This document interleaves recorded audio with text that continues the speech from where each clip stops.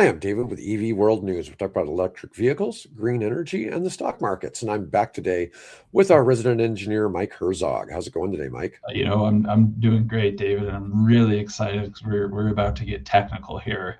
So a little change of Yeah, pace. So let's yeah. let's I, do it. I I thought it'd be nice just to do something different because a lot of times I come into Wednesdays and a lot of the news I get is really like sometimes it's rehashed and I really don't, other than the whole thing with XAI and SpaceX merging, which neither of those companies is public currently. Now, and a lot of people don't know XAI merged with Twitter a few months back. Really? So yeah, Oh, so okay. Twitter or X and XAI are together. So Grok is technically part of Part of X. X. Okay. Yeah. Now, SpaceX and XAI are merging pre-IPO for SpaceX. Okay. And the Okay. combined valuation of SpaceX because of this is now 1.5 trillion. Ooh. Yeah. Yeah. Yeah. It's going to be a big IPO. I don't know if it'll be the biggest IPO ever, but it's going to be damn close. And Yeah. it's Right. really interesting because Musk bought Twitter, he and his partners, for I think it was 44 billion. Okay. And right now, it with the XAI piece, it's valued at like 300 or 500 billion. Okay. So people are always like, oh, he's lost all this money and all this. And it's like, it's really hard. I always say this, it's like, you love him or hate him. Don't bet against him. You're stupid to bet against Musk. Yeah. Um, I mean, there's some people out there that you can hate these people all you want, but don't bet against them. You're stupid, and this is kind of like, I think Trump's a jerk. Okay. There's a lot of things about Donald Trump I do not like, but I wouldn't bet against him. Yeah. And I mean, the guy makes things happen, and whether you like those things or not, but down the road, I think he's going to look back because we don't really think much about people who were presidents 100 years ago, right? Mm-hmm. Mm-hmm. But some of us will say that Woodrow Wilson might not have been a very good president. Okay. Things like that, but it's only those of us who really study history, right? Okay. There's been people like that, but generally in the lens of things, he's going to be a president that's not really has a lot to reflect on because there was no major national emergency while COVID really Yeah. doesn't count. He didn't have a World War II or a World War One. Mm-hmm. Didn't have the It just South gets, yep. secede, It's kind of thing. blended in with everything else. Blended in. Yeah, yeah. So I mean, it's not really going to be a whole lot different. And we've had a lot of that for the last. Really, I mean, you think about it. No, Mm-hmm. FDR is held in high regard simply because he was a president during World War II, During right? World War II. Yeah. Yeah. 100%. So I mean, it's different. But anyways, we're going to go ahead and so Mike Yeah. goes Yeah. around the world and he teaches about EVs and grid planning and helps people prepare for things. And so we've not really gotten into this a whole lot, and I thought it'd be good to have a little bit of a change of pace. We've actually got a big audience tuning in for this today, much larger than normal. So, Mike, I'm going to let you take Great. control and go ahead and educate us some. Are you seeing any slides or anything up on there, Oh no, David? I've got to enable it. Here we go. Okay, if you do that, There we awesome. go. Perfect. So I'm gonna jump into this thing. Oh boy, is it changing anything?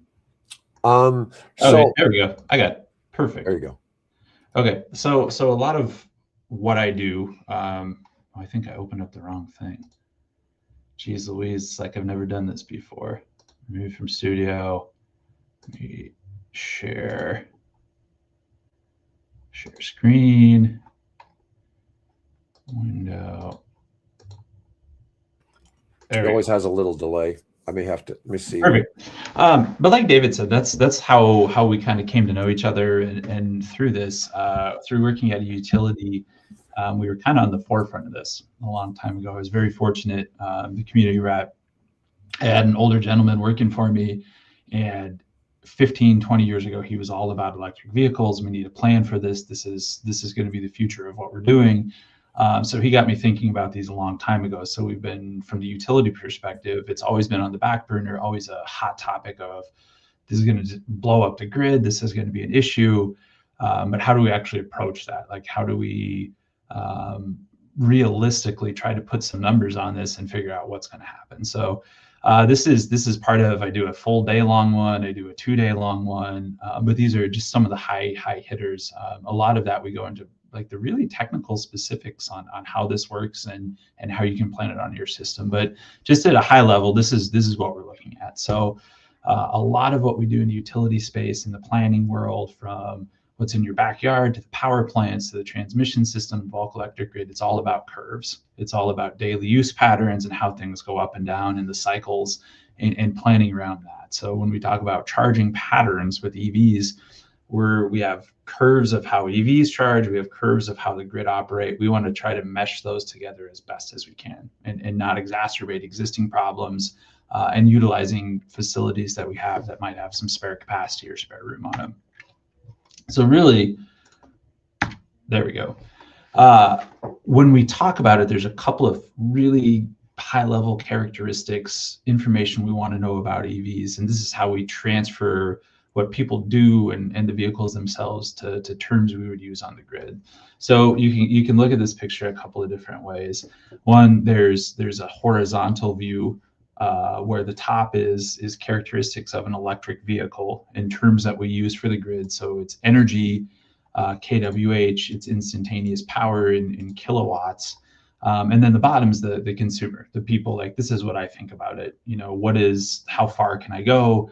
How quickly can I charge? But these are related vertically as well, where we consider battery capacity from the grid perspective really translates into range and mileage. Like, so it's the size of your gas tank, it's the size of your battery. How big your battery is how far I can go. So we can think about it in terms from a utility perspective. The size of that battery in kilowatt hours, kWh, which is our common unit, translates to how far you can go, which as a consumer, I care about miles. Similarly, it's charging rate, which we care about from a utility perspective, in kilowatts. Like, what's that instantaneous push? How many electrons are flowing in that thing once I turn it on? Translates to how quickly your vehicle charges. So if I'm a consumer, I care about how far can I go? How quickly can I recharge? And we're just trying to translate those terms into what it actually means to the grid. So big ranges here. If you have a hybrid vehicle, plug-in hybrid vehicle, your battery is going to be big. I think David coined the term a Hummer's worth of energy, which is what, right, 200 yeah, kilowatt hours. Yeah, 200 kilowatt hours. So if you have a big honking Hummer in your driveway, it has a huge tank, which translates to miles. And then the rate of change or the rate of that draw is your charging rate. And you're not trying to insinuate here that everybody gets 2 miles per kilowatt hour, which is kind of what it looks like from your image here, because a vehicle normally only has 10, probably gets 5 miles per kilowatt. Don't, these are not 200 might only get 2. These are very, don't try to compare these numbers. These are just broad ranges you can kind of assume in this. So no, this isn't a draw. I mean, 1.5 would be pretty good efficiency, right? I mean, that wouldn't be bad at all. But it's, don't just sample values if you're going to model these on your system and what it would look like. But we break down that kilowatt a little bit further, and we talk about these a lot into level 1, level 2, and level 3 charging patterns. Each one of them impacts the grid very differently in how we approach for it. So I don't like to recreate these pictures. I'll always cite where I get it, but there's a million of these if you go Google about what these are and what they look like. But effectively, level 1 is 120 volts standard outlet. Level 2 is 240 volts, or like a utility outlet, what your dryer might be on, what bigger equipment would be on. And then level 3 is 480 volts, and now getting larger than that even, 600 volts, 800 volts of what these charging look like. But they all have different profiles. They all have different instantaneous demand and how they come forward.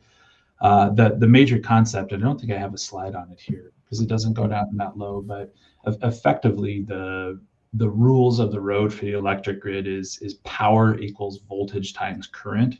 So P equals VI. the limiting factor we have in most things is its current rating. You can only force so many electrons through the tube before it gets hot or before it gets broken. So just mathematically, if we're limited on our I, P equals VI, if we're limited on our I, we have to manipulate our voltage to get higher power levels. So the whole idea is by going up these different voltage stacks, by going up level 1 voltage, level 2 voltage, level 3, and now even beyond that, we can transfer more power in a shorter period of time while keeping our current constant where everything's going forward. So you can just think of voltage directly relates to our power transfer. So higher voltage, we can move more power in a shorter amount of time, which as a consumer, that's what we want. We want shorter charging times. We want the gas station feel. We want the gas station experience where we can move all this power across, for better or for worse. It's interesting to look at the difference between, from each section, 5 miles of range versus what you get at level 2 and versus what you get at level 3. It's such a huge difference. It's such a huge difference. And I have some of that graphed out from a curve perspective, how we model it. But so the big question from the utility and what you hear in the news, or what gets headlines out of it, like, are electric vehicles going to overload the grid? Like, are we going to have a problem? And from a utility standpoint, we're concerned about this. I mean, this is a real issue. So an average US home, so at any given hour throughout the year, draws about 1.2 kilowatts. Now we're very peaky as a system in the US, which means the extreme amount of power draw is very different than the average. So if you're in a heavy AC area, you're in a newer home, larger home, you can draw up to 7 to 15 kW. 5C battery. Oh, I'm just starting to see some comments pop up. Theoretical life, 1 million miles of a vehicle. But it's we see 7 to 15 kW power draw, what you might be rated for. Just even a smaller level 2 charger these days is about 7 kilowatts of power. So you think a 2-car garage, 2 of these vehicles potentially charging at the same time, like on paper, you just doubled the load of that house. And within the utility space, within design space, historically, we don't leave a lot of margin on this. It's not like we had this planned and built in. We're using what we can out of all the equipment and facilities. We do not, in general, have room for a vehicle like that, or if everybody got one unrestricted. From the commercial standpoint, so level 3 DC charging stations, we're concerned as well. I mean, this is a major point of concern, and effectively, it's I always use like a Walmart Supercenter, Super Target as kind of a measuring stick for this. So in general, 150,000 square foot grocery store, refrigerating, cooling, heating, everything associated like that, draws about a megawatt of power. So about 1,000 kilowatts of power, just as a measuring stick. A 4,000 square foot Tesla supercharging station with just 4 chargers can have a max power draw of 1,000 kilowatts. So the same thing. What does that look like in principle on paper? So this is a real installation in Omaha, where we're from and where we have one. This entire building right here is a local grocery store chain, pretty decent sized one, but it draws about 1,000 kW. This is a Tesla supercharging station just in the corner of the parking lot that also draws 1,000 kW of power. It's hard to fathom that. It's just the discrepancy. And Tesla's pretty good about power management, and they understand demand and what it looks like. So they're pretty good about self-regulating. So all of these spots can be charging at the same time, and they're able to keep their total demand down to about this level. So it's not like 4 vehicles, this gets really big, but like this grocery store is there for 25 years. This is in a very established part of town where nothing really changes. Homes have been there for a while. It's been built out. It's not the suburbs anymore. It's residential and commercial and all of that. And then you can just start sprinkling in these giant loads in these areas that weren't designed for it and have frankly settled out and not planned for it. But it's wild when you think about that, of like, whoa, that's concerning. So when we look at it from the grid perspective, we're really thinking about, robust power nights, cold weather, be grid independent. Peak demand is what we're looking at. And this is what we drive all of our decisions based off of. When we look at this from like a planning standpoint and grid planning standpoint, basically it's an hour during the year when the system is at its most strained. We can map it off of that. Typically it's in the summer. Typically it's between 4 and 6 p.m. We'll talk about what that looks like. But all of our generation, all of our transmission, all of our distribution systems, everything has to be able to reliably supply power during that 1 hour. And the kicker is the way we plan the grid and everything, it also has to be able to supply power in a contingency conditions as well. So the largest power plant where we're at in the Midwest the system has to be planned in such a way that that thing can fail for whatever reason. There's a leak in the steam pipe. The whole thing shuts down. The grid still has to operate reliably under all conditions with that thing out of service. So there's redundancy, all of that's built in, knock on wood. That's why we have a very robust power system in the United States, because it has contingency built in. But it tends to be driven by forever. It was air conditioning, and all of this was summer based.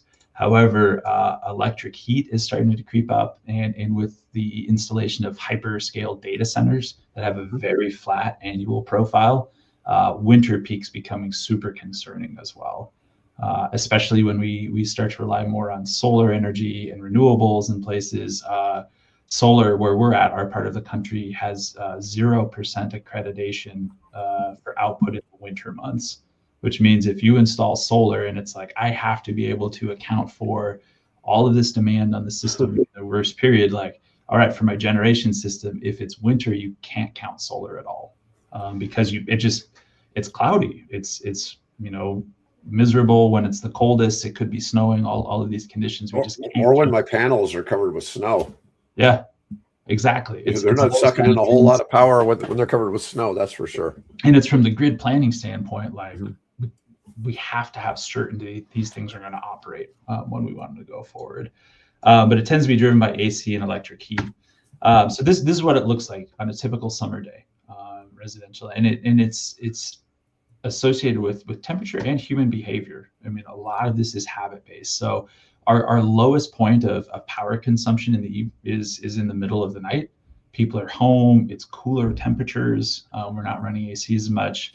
And there's just less happening. Businesses aren't operating. We get to the morning, it starts to creep up. People wake up, they turn on the coffee maker, they turn on the lights, they're doing things, they're getting ready to go. It's not a big bump or a plateau, but we see a little bit of a plateau, kind of that mid-morning period where people have gotten to work. Homes are starting to shut down. People aren't, the occupancy is more in work and school and not so much residential.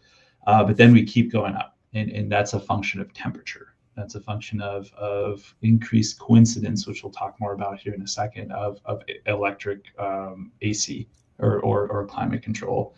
We peak for 3 to 7 as a broad range, depending on the country you're in. That's when we have high occupancy, we have high coincidence, and it's the hottest time of the day. It's hot. Your ACs are running. Starts to go down as the temperature goes down, and then we see one little spike at the end of the night. That's typically around 9 or 10 o'clock. People get home. People start the dishwasher before they go to bed. People start a load of laundry. You're generally home. You're watching TV. You're on the computer, listening to music. It's dark. Your lights are on. That's why we see that little bump when those things happen. The entire grid is planned around coincidence and lack of coincidence in a lot of these things. So when we look at those aggregate curves, it's actually a combination of all kinds of different houses, and this is how their behavior trends over time. They all spike at different periods. So we're counting on different things happening at different times. Same with your plumbing system, same with our sewer systems, our gas systems, everything like that. If everybody went home today and turned on every light in their house, turned on every TV, did everything like that, there's no way the grid can handle it. We're counting on, I don't turn on my TV at the same time you turn on your TV. And most importantly, our ACs aren't running at the same time. So that's why occupancy in these spaces, and especially heating and cooling, are one of the major drivers of our peak condition. So what does that mean really quickly? So like on a hot day, your AC runs periodically On a really hot day, it runs frequently. So if these are 3 different air conditioners, it's me, my neighbor, and my neighbor's neighbor. If it's pretty hot, mine runs for 45 minutes, it's off for 2 hours, runs for 45 minutes, off for 2 hours. My neighbors are doing the same thing. So if we look at these charts vertically, like, it's just for an example, all 3 of our ACs aren't running at the same time. There's just this natural diversity. Ours cycle on and off different times. Our thermostats run different cycles and what it looks like. But on a really hot day, your ACs run more frequently, and this chance of coincidence is much higher. So as opposed to on for 45, off for 2 hours, now it's on for an hour, off for 15 minutes, on for an hour, off for 15 minutes. So you got to imagine over like a metropolitan area, hundreds of thousands of ACs all doing this, where they're increasing that gap where they're not running, and the chance of coincidence goes much, much lower. So why does it also occur between 4 and 6? And this is building to the punchline for why does this all matter for EVs? It's kind of this magical period where people do stuff between 4 and 6 p.m. So one, you still have people in the office environment. All the lights are still on. It's still climate controlled. Printers are still running. Servers are still humming along, everything like that. And then you have people starting to get home. Like me, like everybody else, when I get home for the day, I do stuff. Like I go in, I turn on the lights. It's the hottest day of the year. I crank the thermostat down.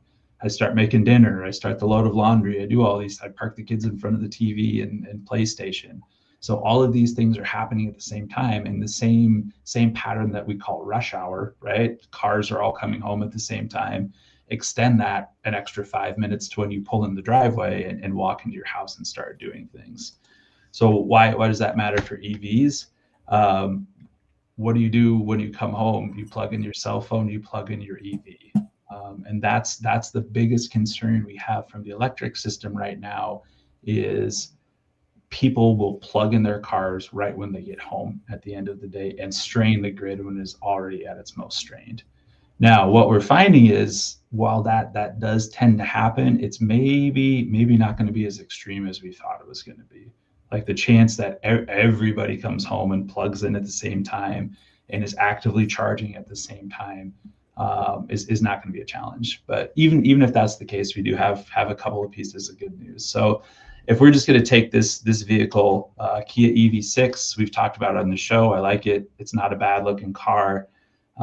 We can build some basic statistics out of this and some curves of how it's going to charge that we can then apply to the electric system and the electric grid.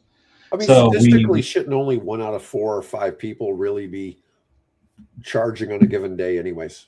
Yes, and that's exactly what we're finding. It's the infrequency of charging when you actually plug in, and what we'll show in a second, when you actually do charge, it's hardly charging for an extended period, at all. But it's level 1, level 2, level 3. So all the vehicles out there, you can get this information and translate it. But from a charging profile, this is what we would look at. So if we went from 0 to a full tank, 0% to 100%. Now, it doesn't charge linearly. It's slower at those last couple of percentages. A battery, you're supposed to operate between 20% and 80% under daily driving. Yep, I get it. But this is just the math to show if we had 0% up to 100%, this is what it is. Like to recharge that 77 kilowatt hour battery at its charging profile in level 1, 64 hours. So if you weren't familiar with EVs, you weren't familiar with how they charge, how much energy, how you actually drive during the day, you would look at this and go like, who would ever buy an EV? It takes, almost 3 days to fully charge this thing back up. That's the most ridiculous thing I've ever heard. I've heard people use this in anti-EV arguments. Yeah. And it's like, but nobody does this, right? Nobody does this. I mean, this is not what you would do. So immediately we go to like, well, that's what level 2 charging. That's why there's level 2 charging. There's a faster rate. So even at that 0 to 100%, if you have this at your home, if you have access to it wherever it is, that 64 hours goes down to 7 hours. Now, why it's concerning from us from a grid planning perspective when we actually start to build those curves, like, yeah, but it's at a much higher demand. So it's a shorter period, but for that 7 hours, it actually is significant load on our system that we have to pay attention to. However, it's what we just said, like on average, a daily US driver drives about 40 miles per day. So if we were going to extrapolate that and change it a little bit and say, just based on some proportions on the size of the battery, how much energy you're actually consuming from this Kia and what it looks like out of the range versus the battery capacity, you're only draining that thing 12 kWh on an average day and what it looks like. So what does that translate to? Even at level 1 charging, for an average driver in the US, you could plug that thing in when you get home and it would be fully charged. Like you are gaining on it, you're not losing on your charging cycle. What's really, really interesting to us from the utility perspective is that's down to 1 hour at level 2. So the average consumption of a driver is 1 hour per day. So that's where it goes down to. As if you get an EV and you start to do these things, you realize like, I don't need to charge this thing every day, like at all. Like I am not draining this battery. I'm still at these high levels, and it actually recharges really, really quickly when everything is said and done. Do you think in the future that the grid will be able to communicate with your car, say, hey, could you charge a little slower on this level 2 because we're at high demand? Yeah, and that's I don't know how far I get into it, but real quick, but that's where we're getting to with everything. Okay. Is we have a lot of flexibility built in from the numbers we've seen already. Clearly, like level 3 charging profile is very, very different, but to get to 0 to 100%, it's 23 minutes, but at a much, much higher rate. And once again, look at the specs on your car. These are not linear, it's complicated, but this is just for an example. What's kind of interesting when we see fleet charging from the grid perspective, not as concerned about it for a couple of reasons. One, the operators of these fleets tend to know what they're doing, and they know how to manage charging. They know how to manage demand. They're doing these things anyway. When we look at Amazon, they're charging level 2 in a hybrid, and they tend to charge overnight. When these things are, when the grid is at its least stressed, when that's happening, you want these vehicles on the road during the day, and during these peak periods, you want them out delivering vehicles. So even at these higher rates, 100 kW for level 3 charging, what these vans are rated for, because they're in a centralized location, because we can relatively plan for it, it's not as concerning as random people just putting in these large level 2 chargers at their house. So this is the problem, really, when it comes down to it, when we're trying to impact the grid. Right now in the US, about 80% of charging is done at home. When you're looking at, from what we've seen, people are plugging in their EVs when you get home, like especially if you're done for the day. Yeah, I'll just plug it in. But from the grid perspective, applying this charging profile over these peak load periods is about as bad as it gets. That's something that we don't want to see on the grid. What does that actually mean from a grid standpoint and planning standpoint? Like, what is the implications?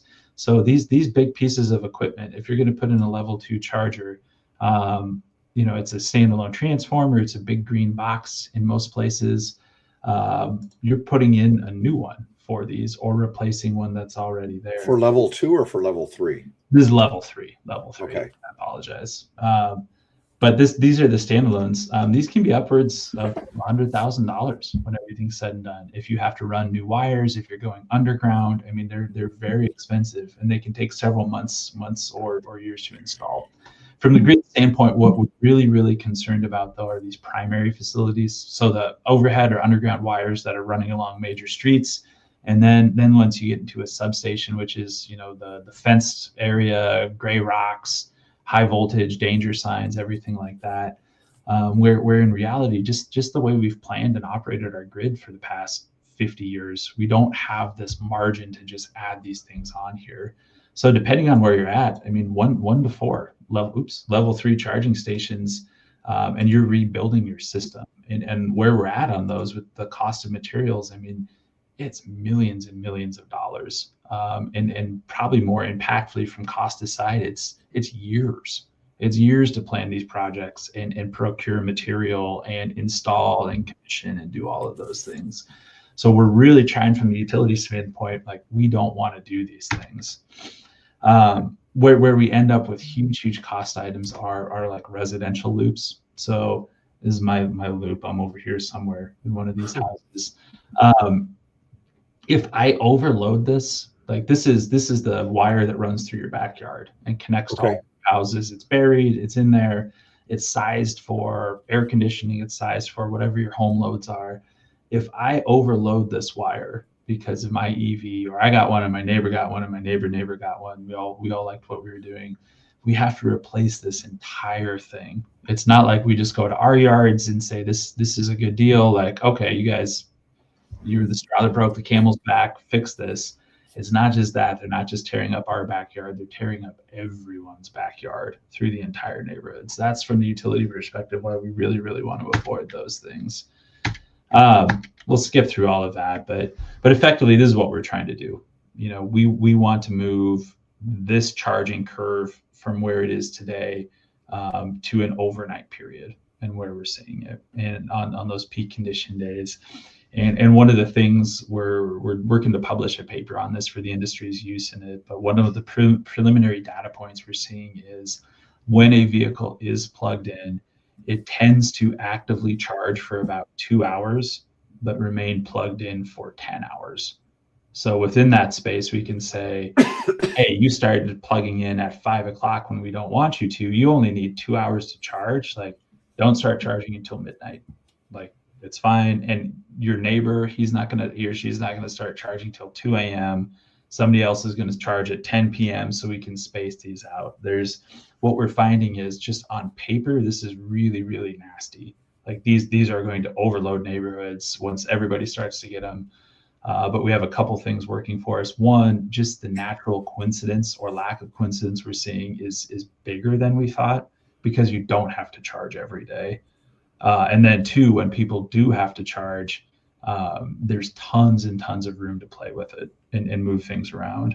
And what's even better is, because those charging profiles are so low and people are plugged in when the grid is at its most strained, it really opens up the world for vehicle to grid strategies. And that's one specifically, what we look at in the industry. There's this federal regulation, FERC 2222, that's on the books. It's out there, and this allows for small aggregators to bid into power markets. So in theory, I could go around to all of my neighbors or anybody in our city that has an electric vehicle and say, we're going to group all of our stuff together and we are going to bid it into the power market and try to make profit off of it. So as part of that government function of aggregating all of these small batteries around, like, electric vehicles are specifically called out as wanting to be used as a future resource in these areas. You know, I don't know if you saw, we had Richard Famdo from Voltaic, who makes electric boats, last week, and their boat has a 300 kilowatt hour battery on it. Jeez. Okay. Yeah. But the boat generally is just sitting. They're not being used. So even if you came home and had it in your yard and you had it plugged into a bidirectional charger, you could be feeding the grid. Yep. We're actually discussing the topic because Richard was in Silicon Valley, in the San Francisco area. Mm-hmm. California, if you have enough battery, you can arbitrage and pay for your batteries and make money on batteries in California by buying in the middle of the night, not producing power, and then selling it back. And that's a perspective thing for these boat owners, that their boat is going to be sitting, but let's say it's going to be used 5 hours a week realistically, right? Yeah. And so 163 hours a week, it could be plugged in somewhere to be providing that. And it was just like, wow, that's a pretty, crazy idea. Because if you had a 300 kilowatt hour battery on a vehicle, you'd have something like a cement truck or a 24-foot box truck, something like that, or even a tractor trailer, like a yard trailer, to have that big of a battery, because that's a Hummer and a half of battery storage, and even the Hummer, for instance, if you had it sitting all the time, it certainly could serve in that. Yeah, it's crazy how the potential of that, of it. And frankly, from what I see, the reason why nobody's doing it is because nobody's done it yet. And it's one of those, it's like communications are a major challenge in that last mile, and coordinating and what the grid operators really need to see, like it's that certainty. Like it can't just, hey, me and my neighbors, we're going to bid in the market with our EVs. Like how? Like show me how, when I, as the grid operator, say turn on your EVs for discharge, like it's actually going to work. But the potential for it is crazy, and that's like all of this leading up to it is we thought this is going to be a problem. Yes, this is going to be a problem someday. There's just no way around it. As batteries get bigger, as charging rates get faster, we're going to have to rebuild some things, but it's not going to be as severe as we thought it was. And this idea of people tend to plug in their vehicles when they get home anyway might actually be a great thing for the grid, because we're going to use them for vehicle to grid discharge. Yeah, it's amazing to see how the EVs are part of their own solution. Mm-hmm. You know, but the funny thing is, you know, we keep talking about different things with data centers and manufacturing needing power. It's interesting just kind of see how these big batteries are going to play out. But it is funny how people will take that 64-hour thing to charge a dead battery at home from zero, as if it's the norm. Yeah, no, and it's just, it's not something that it's not going to happen. I mean, you're not, never. I mean, from the day you pull it into your driveway, it's you're not. You never intentionally run a gas car out of gas, right? Yeah. I mean, well, for a gas car, that can be bad too. There's other considerations with that. Well, yeah, when those lines run dry or lose pressure. But yeah, if you're on the outside and comparing 64 hours to a 4-minute gas station trip, like that's not it. Like that's not the reality of what we're talking about. No. Well, if you needed to, well, it might be a little longer if you actually had to completely fill up the tank. But but still, it's different. And then we looked at even the idea of like battery swap technology.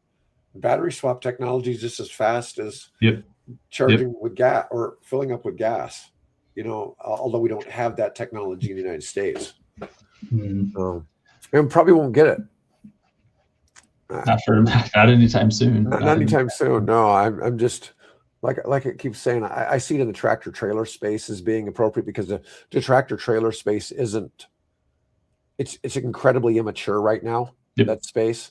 Whereas the cars, you know, the EV charging market is far more mature in the US, even though we're nowhere near like other countries, right? We're way behind other countries, but still it's the concepts of where we're going with it are more mature versus the neatest thing I've seen in what I study and look at. They did a really good case study in California, where they went down and applied the same methodology, but really studied the state.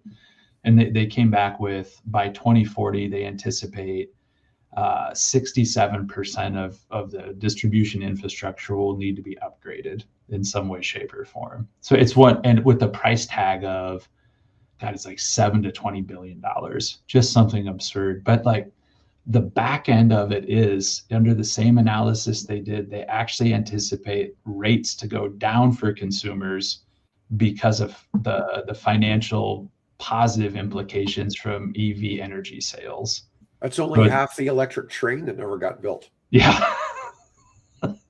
But it's like, and that's where I go, like, this is like, we are going to have to build the grid. Like there are going to be, the problem today is data centers. It's not EVs, like when they say the grid is overloaded. But over time, as we hit huge penetration levels, like we're going to have to rebuild part of the grid. But it's the big picture is actually rates are going to go down potentially because of increased energy sales and high volume market. All right. Is that the majority of the presentation? That's all I got for today. But yeah, if anybody, like the rest of the day would be actually calculating these on the system and going through examples like that. Oh, damn. And while you've been doing this, and I don't know if you've looked at the stock ticker going by, but today something is going on. They call it the SaaS apocalypse. So what kind of happened is Anthropic, which is Claude, released something called Cowork. advanced AI automation tool for legal and business tasks. The market reaction has been to wipe out $285 billion off of software and tech stocks just today. Huge rollback. I mean, if you look at some of these numbers, like NewScale down 13.66, Nano down almost 12%, Oklo crazy down almost 17% today. Okay. Now, when we roll around into the AI stocks, it's pretty bad there too. But what's happening is software stocks crash the worst. And it's spreading to all technology. So people are wondering, do we need AI chips or infrastructure all of a sudden? And so people are doing some crazy sell-offs. You know. So wait, so what's the implication with the Anthropic announcement? So it's going to replace the need for lawyers and legal software and a lot of so like Nvidia here is down 4%. Yeah, but AMD is a big one, down 17%. That's huge. AMD is like a rock star in the thing, and somehow Microsoft isn't down. Go figure. So people have this theory that if software is dying, why buy Nvidia's chips? AMD's in the same space. Gotcha. Okay. Gotcha. It's an AI chip stock crash during today. And if the AI bubble is bursting, now why do we need electricity for data centers? So the nuclear and energy stocks are crashing today too. The Magnificent Seven is down today, except for Tesla. Broader market drags down the S&P 500 today. Tesla's down to 403, though. They were up at 470. Let me see. So CEG, which is a Centrus Energy, they're more than like an SMR company. They build bigger nuclear as well. They're down 7.7%. But NVIDIA, AVGO, that's I think they're Motorola, something like that. Microsoft was down, and I guess it's bounced back. But Oklo's down 31.8% in the past 5 days. Okay. If it drops down to like below $60, that's a definite entry point on that. Because you and I both know nothing actually happened to energy today. No, it's not going anywhere. Yeah, but this is people thinking that because Claude made this announcement of what Claude can do today, that it causes bloodbath. Investors are rotating out of pre-revenue SPACs and AI hype. They're rotating into value stocks, cyclicals, defensive names. Let's see. And so nothing fundamentally changed for like Oklo. Oklo is one I talk about a lot because I've been following it ever since we got into the nuclear space. But it's a macro sell-off. There's no Oklo specific bad news. Pre-revenue stocks always get hit hardest in a risk off. I was checking to see if it was a good entry point at $74. Now it's a great entry point at $64, but it could drop as low as 55. Whoa. Yet. Okay. If you don't own it, get into that 55 to 60 range to enter it. There's a few others that I've got some interesting advice. CEG, if it drops to like 240, anywhere in the 240 to 250 range. And let's see where it is. We may not have Centrus on here. That's CEG. It's currently actually at a good entry point. In NVIDIA, really strange. But anyways, today is not a day to go panic selling. So if you're holding any of those stocks, don't go panic selling because it's just with the nuclear stocks, they're like a damn ping pong ball. I mean, I can't believe how volatile they'll drop. Like Oklo dropping 30% in a week. It went up to 193 not long ago. Jeez. Yeah. So I'm just saying, and it rolled back. And anyways, it's very interesting what they're calling today the SaaS apocalypse. So Who knows? That's crazy how far that rippled. Yeah, yeah, it's a lot of insinuating across the space that we don't need NVIDIA now. We don't need AMD to make chips because Claude figured something out with Yeah, but co-working. doesn't Claude run on those chips? It does. So That's why I don't get it. okay, Yeah, that's the piece I was missing of like, whoa, wouldn't that be a yeah. So boost, here's the especially thing. NVIDIA? The Anthropic AI threat is bullish, is really bullish for NVIDIA and Oklo, and yet they both took a big hit today. Software dying doesn't mean AI dying. It means AI winning. You know, the thing is, I look at I'm shopping for some really high end software in the accounting space right now, Mhm. and um, I don't see anybody writing AI to take the place of that stuff. No, And it's still technically a SaaS, but it's just different to see some of that yeah, going on. Anyways, I think we're good for today. yeah, But yeah. folks, That's I want to interesting. thank everybody for watching. Mike, thanks for giving us that presentation today. It was a little bit of different news. I'm going to go ahead and cut the feed. Friday, and Bill and I will be back.